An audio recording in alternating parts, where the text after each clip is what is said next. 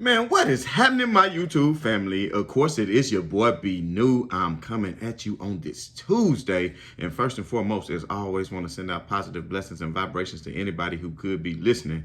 Now, with all that being said, we all know that it was some news on yesterday because Ja Morant was was on a podcast where he was asked a question.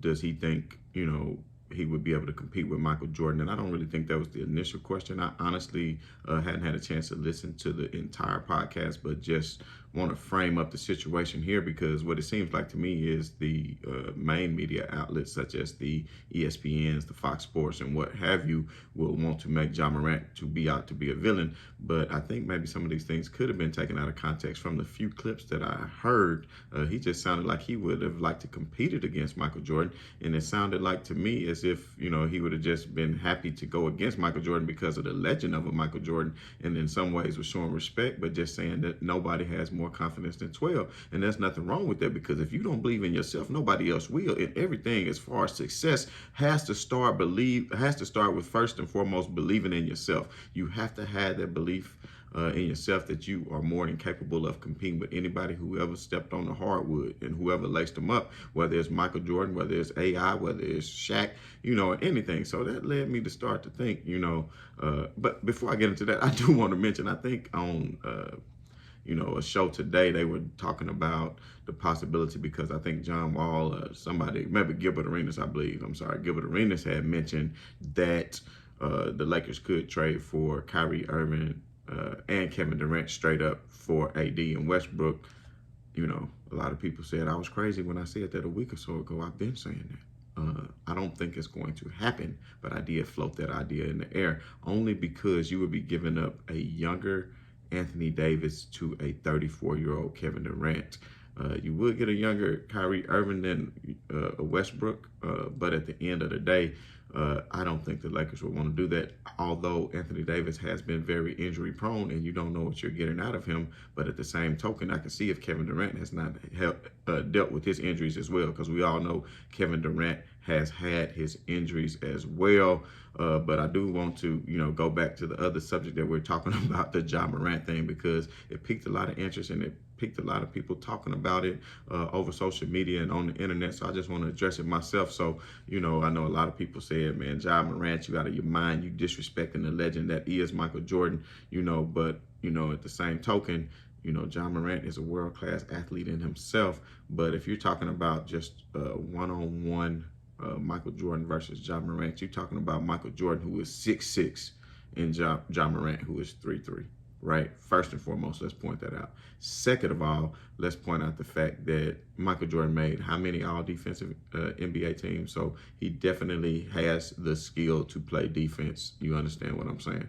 Now, third of all, you have to say, well, people can say, well, pull up tapes of, Rod Strickland or whoever that, he cooked Michael Jordan. Well, there's also tapes, of course, of Michael Jordan shutting down Rod Strickland, in the playoffs as well. So everybody going to get taken on the play. I mean, you could put together tapes of LeBron James on a highlight reel, maybe making a bad defensive play or getting done. That's just part of the game. Nobody perfect. You understand what I'm saying? And they say, well, the media don't show this. Well, what I try to do is be unbiased as I can, because although y'all seen my GOAT list. If you haven't checked it out, it's still available on here. And I think if you want me to do another one for this summer, let me know, because I think I do need to move Steph Curry into the top 10. I think when I did the list, he was at number 12.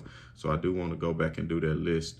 So, put down in the comments if you want me to redo the list, for the summertime while we killing time until the season starts.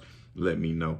But going back to what I was saying, Michael Jordan, who had so many defensive accolades. I want to say, Michael Jordan had how many all defensive NBA teams, if I had to guess? I mean, I'm just saying first team.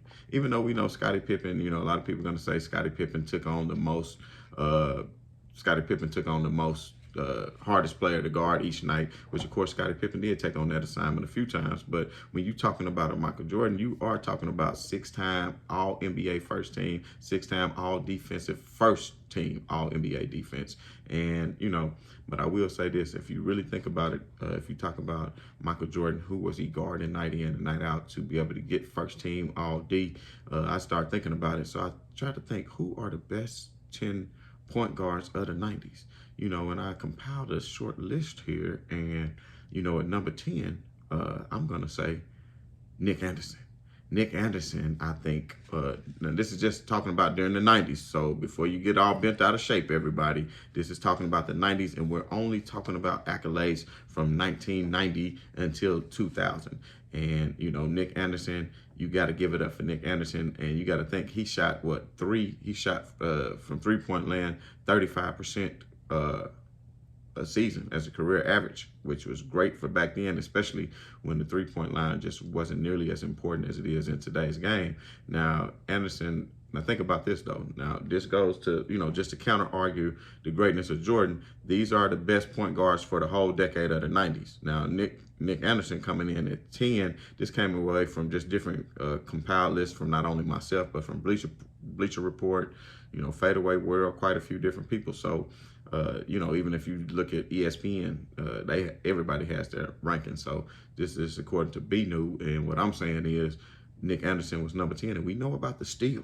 We know about the steal, and we know about Orlando beating the Chicago Bulls. And I know a lot of people will make excuses for Michael Jordan and say that Michael Jordan wasn't in shape, that didn't count. They don't want to count it, but he had came back. He played 17 games. He looked pretty good. He even dropped 50 at MSG at Madison Square Garden in the season when he came back. So if you're dropping 50, you back in full form. He didn't just wake up one day and say, you know what, I'm going to start back playing basketball. Best believe he was training and getting himself in the best physical condition that he could, because he is the ultimate competitor and wanted to win. The Bulls just ran into a young, hungry Orlando Magic team who was not fearful of them. And that young Orlando Magic team had a Shaq, a Horace Grant, and a Penny Hardaway. Now, the following year, see, the Bulls didn't have Rodman yet. That's what people fail to realize. That's when Jordan went out and got a Rodman. You understand? So once they went out and got a Rodman, he saw that's what he needed to be able to compete with the beast of the East when it came to the paint, like a Shaquille O'Neal and a Patrick Ewing. You understand what I'm saying? But anyway, Nick Anderson, who ranks number 10 on this list, shot 35% from three, never made an All-Star game. He only averaged 14 points a game. So that was one of the people that Michael Jordan would have been guarding, throughout the 90s. And then you come against another player who I would say, Eddie Jones. Eddie Jones was great. We all know Kobe Bryant sat behind Eddie Jones before Eddie Jones left and went to Charlotte eventually, because I think Kobe learned a lot from Eddie Jones, even though he was already ready. But Eddie Jones, led the league in steals one year. He was NBA All-Third Team before. He was three-time All-Defense second team. He was a three-time All-Star. Eddie Jones spent the bulk of the 90s, that was coming off 5 championships from between the Magic Johnson, and now he had to come and try to help the Lakers to compete, on that side of the ball to win championships. You understand what I'm saying? So Eddie Jones was a great player in his own right.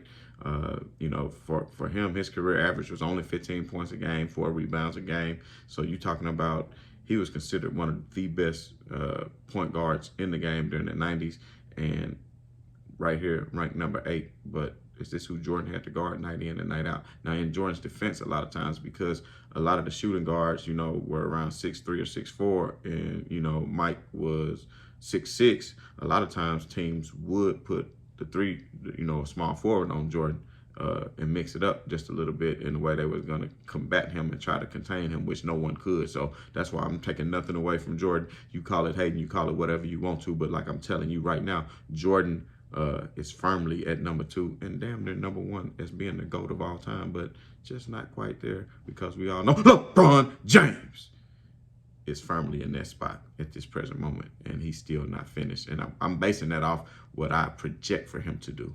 Right now they like neck and neck. You understand me? But anyway, Latrell Sprewell, who come in at number 8. Now this is just from the night, and when I say these accolades, everybody, these are accolades earned from 90 to 99. So when I said the accolades for Eddie Jones, that doesn't include any accolades he may have got in the early 2000s. Just like this for Latrell Sprewell, He was an ultimate player. If you don't know about Latrell Sprewell, man, I used to dominate with him on the game back with NBA Jams. You understand me? Used to slam dunk. Used to be he's on fire. You understand me? With Latrell Sprewell during the 90s, he was all NBA first team. If you make all NBA first team, then you know you hooping. And I'm talking about in the Minnesota days when he was hooping. Too bad him, Sam Cassell, and KG couldn't get it done with a ship. And too bad that KG rotted away so many years up in Minnesota. You know what I mean? But he was a three-time All-Star in his own right. And Latrell Sprewell himself, during the 96-97 season, averaged 24, 6, and 5. You understand me? 24, 6, and 5. And that's when he teamed up with Patrick Ewing and Allen Houston, which they really could have won that championship, but they ran against, and that was a lockout season. I want to say a 50-game season where they ran into the likes of a Tim Duncan, David Robinson on his way out, and Avery Johnson and Sean Elliott team. Vinny Del Negro, they was a nice little squad. I get them on 2K when I'm on that level tier 3. When somebody need to get faded, let me know. You know what to do. But then number 7, now before you get all bent out of shape again, number 7, we coming in with Kobe Bryant, Kobe the Bean Bryant. We saying number 7 because, like I said, this is just from 90 to 99 accolades, and we know Kobe only played he came in 98. He only played 2-3 years at the most in the 90s, but he was an NBA champion. He was an NBA second team. He was an NBA third team. He was a defensive All-NBA team and a 2-time All-Star at that young of an age. And of course, we do know Michael and Kobe did have their run-ins, but of course, with Kobe being in the West, it wasn't as often as we would like to see him. Plus, we all know that Jordan vacated, and that's one of the reasons why I don't have him as a GOAT, because we know Jordan vacated his crown not once but twice. So if you vacated and come back and win 3 more straight, I understand that. But if you run into obstacles to where, okay, the team won't be back, Scotty won't be back, the coach won't be back, you gave up because you didn't want to go out there and end up losing because you knew that's what was going to happen without Phil and without Scotty. Maybe you still would have won if they, depending on who they would have replaced him with, maybe a Tracy McGrady, of course. But you were not willing to see what change was like. So a lot of people don't deal with ambiguity that well. Look at me using big words, ambiguity on but anyway, let me keep going. So like we said, Kobe 25, 5, and 4 throughout his career and in the 90s. So Kobe was straight up hooping. A lot of people want to give Shaq all the credit, but you got to realize in the finals, Shaq was the finals MVP because he was dominating, Rick Smits and, y'all know who I'm talking about, Mutombo. Who else? Who else in that 3P? Rick Smits, Mutombo. It's going to come to me, y'all. It'll come back to me. I'm trying to remember the 3 teams they beat. Was it New Jersey? Did they beat New Jersey one year? No, not Kerry Kittles. Y'all know who I'm talking about. That New Jersey team. And shout out to Jason Kidd for dragging that New Jersey team to the finals the way he did with Kenyon Martin and then Kerry Kittles and Richard Jefferson. No knock on RJ. Who, by the way, I don't know if y'all saw it. Look it up. RJ was refereeing in Summer League. So that's funny. If you get a chance, look that up. But anyway, Kobe did go on to terrorize the league, as we all know. But in the 90s, let's talk about the great Allen Houston. And I just mentioned that other team, that New York team with Latrell Sprewell. Allen Houston was a beast on that team. He is from Tennessee, baby. You know what I'm saying? So I always had much love for Allen Houston because being playing college ball as a Vol, because there's always VFL. If you don't know what it is, you better ask somebody. Vols for life, baby, when it comes to that. So anyway, Allen Houston was a 6'6", 200-pound shooting guard. So by this point, you start to see the NBA start to have larger guards like a Allen Houston. Then you got a Steve Smith coming in the hoop. You understand me? But let's go to somebody who was a little bit smaller, and that person is none other than the great Joe Dumars. Joe Dumars. And if you ask Mike said that the hardest person that ever guarded him was Joe Dumars. And we know Joe Dumars during the 90s was All-NBA second team, All-NBA third team 1 year, 2-time All-Defensive first team. He was a 5-time All-Star, a 2-time champion. They went to 4 championships in a row. They only won 2 of them. I know a lot of people will say, that they weren't a dynasty. But if you look at it like this, the Pistons, first they went to 7 with Boston, lost that. They came back the next year, beat Boston. Now, mind you, this is the Boston team Michael Jordan could never get over. Came back, beat Boston in 7 games the next year. Then that's the year that they lost to the Lakers in 7, which really, it was a foul on Kareem, so they say. But of course, we all know that Zeke injured his ankle, and he wasn't going to be able to compete and win that championship because his ankle was on swole like an elephant leg. And, you know, the next year they came back and swept the Lakers the following year. And then the year after that, they put it on Portland. And then the year after that, they had another deep run into the playoffs. So, no, it wasn't 4 finals in a row. It was 3 in a row, which they won 2 out of 3, forgive me. But they was going 7 games deep in the Eastern Conference Finals that year, and the year they got put out, where they didn't make it the next year, when, of course, Michael Jordan finally relinquished them. Put the mollywop down to him and swept him, and we all know they walked out, so we know how that went too. But anyway, shout out to Joe Dumars. Now, somebody else who don't get a whole lot of pub, who I really want to mention, is that of Mitch Richmond.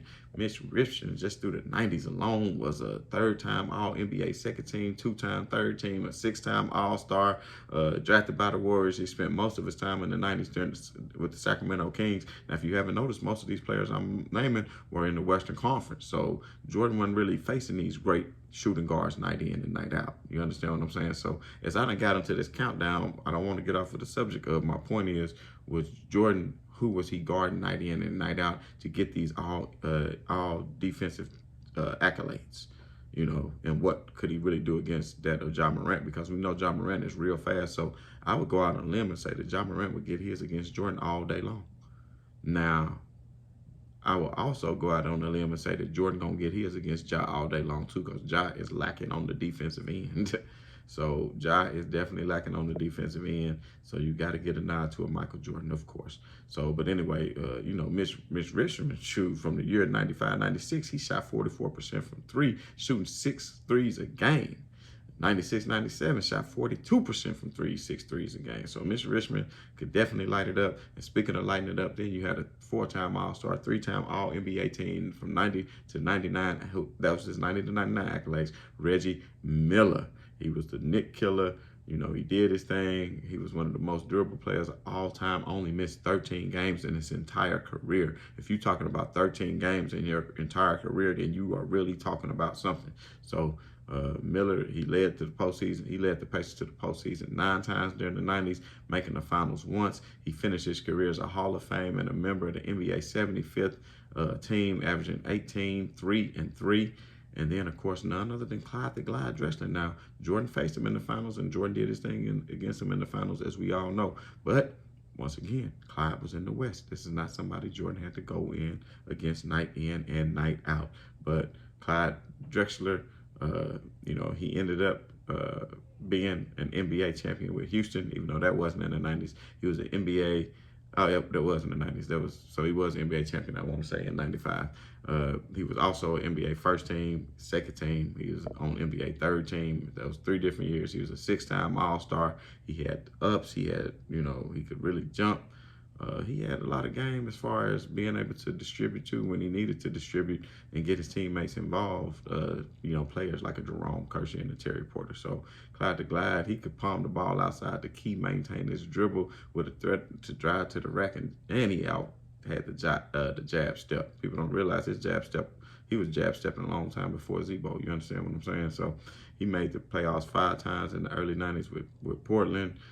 You know, he did make the 75th anniversary team. So, and of course, you know, the best the best shooting guard in the 90s is none other than Michael Jordan. There's no need to even speak on his accolades because we all know how far they are. 6-time champion, 4-time NBA MVP, you know, just 6 times finals MVP, 6 times scoring leader, and the 4-time NBA MVP. We know over 6 times. Like I said, it's the 90s.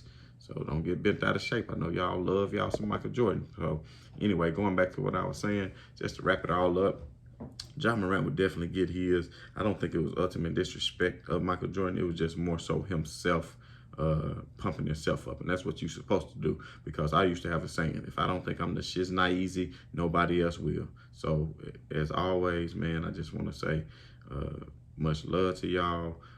Let me know if I'm going to be planning on turning this to a podcast real soon. Just got to nail down a good, legit schedule because I want to be very consistent with this. That way we can call in and interact. We could talk about some of these things. If you didn't feel like anybody who I just said on the list, if you could think of anybody who was better, then, let me know. We all know that the 90s did consist of other great players too, and I'm not knocking the 90s. And I think maybe that's what Ja Morant just did just a tad bit when he was talking about all the great players of today, where there was definitely a lot of great players in the 90s as well. So I don't want people to say, oh, they was just plumbers. I mean, the 90s was not the 60s. The 90s was not the 70s. To me, I think the 80s had one of the best decades of basketball. Then I think the 2010s had the second best decade of basketball. Then I would probably say the 90s was the third best decade of basketball. So right now, really the 80s, because people think people in the 80s weren't hooping. You better ask somebody. Because the things that Magic Johnson was able to do, Dr. J, you can put Dr. J in today's game, Dr. J gonna light it up. Dr. J gonna light it up. Moses Malone is going to dominate. Larry Bird is going to light it up. And you do got to cover a lot more space in today's game when it comes to closing out on defense because of the way they spread the floor and have multiple three-point shooters. Whereas in these times, each team might only have one or two three-point specialists, like the Bulls with B.J. Armstrong, or the Bulls when they had Steve Kerr, or the Bulls when they had Paxson. You understand what I'm saying? So one or two three-point specialists, like even the Celtics, Danny Ainge, that was their three-point snipe. You know what I mean? They had that three-point snipe. That's something the Pistons never really had on. Mark Aguirre could light it up sometime. But it was all Isaiah who really led them teams. And he could hit his threes too. Dumars but they lived and hung their hat on defense. But back then, it just wasn't a whole lot of three-point shooting. But anyway, like I said, I want to get into that. Let me know. If people want to get in on the podcast, we can do some live streaming. We can call in and debate some of these topics going forward. We got all summer to do this. So, I just want to say, as always, man, right on to the real. Much love to these haters. If you haven't already, like, subscribe, share, and let's keep on getting this thing going. Peace.